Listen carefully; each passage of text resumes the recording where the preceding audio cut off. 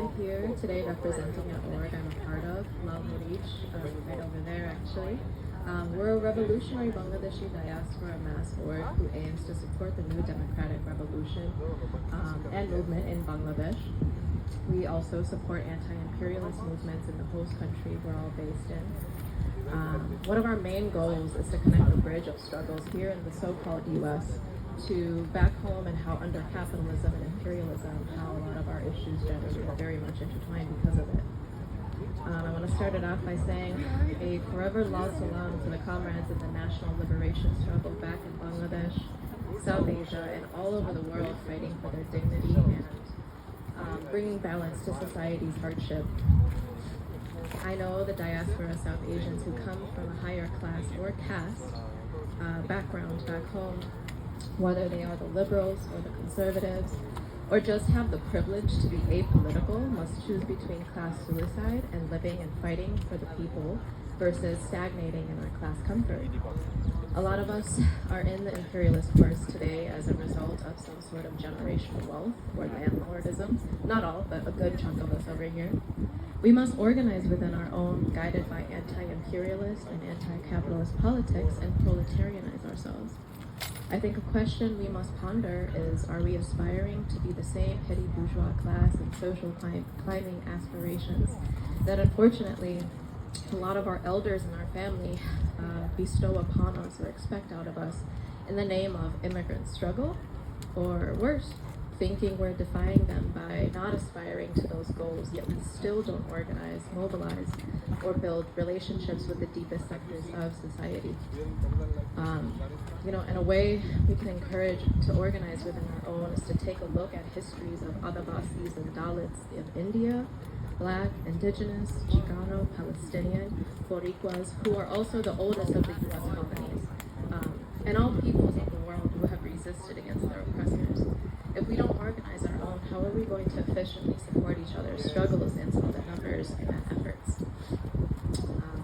To bring it back amongst the Bangladeshis of my own, I think the history us Bangladeshi kids growing up are fed here in the U.S. at least, especially for us born here, is through a false bourgeois narrative of what happened in Bangladesh after 1971 during that war, what currently goes on there today.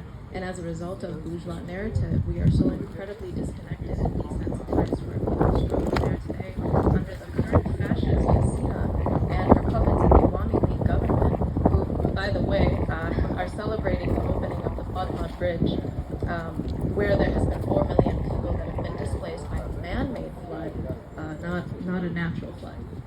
So, we need Bangladeshi working class solidarity and South Asian working class solidarity in general to go beyond fighting to be seen by the oppressors, colonizers, class enemies, or the worst, in my experience, is applauding South Asians who win a seat at the moderate wing of fascism, which is very common here in the U.S. Just yesterday, the Supreme Court banned safe abortions, and Joe Biden is telling us to be nonviolent in our protests when the state is bringing violence upon us as queer, trans women, oppressed genders are being threatened. We cannot let ourselves be tokenized and have monopoly capitalists take advantage only to profit off of us. But when concrete, harsh struggles happen to us, they are on the other side perpetuating the exact harm.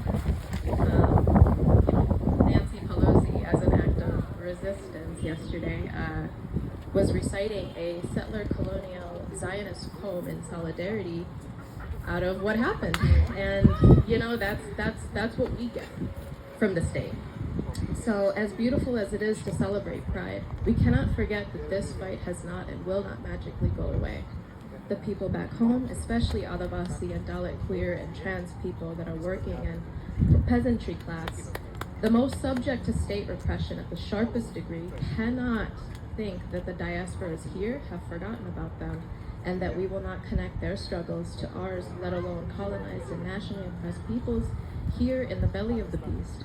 Let us not forget that Stonewall was an uprising. It did not happen through votes or the electoral system that only serves the ruling class and stagnates any progression of real and true revolution. It happened through real militant struggle. And I just want to end this off by a quote by Marsha P. Johnson. a general quote I think most people know, but there really is no pride for some of us without liberation for all of us.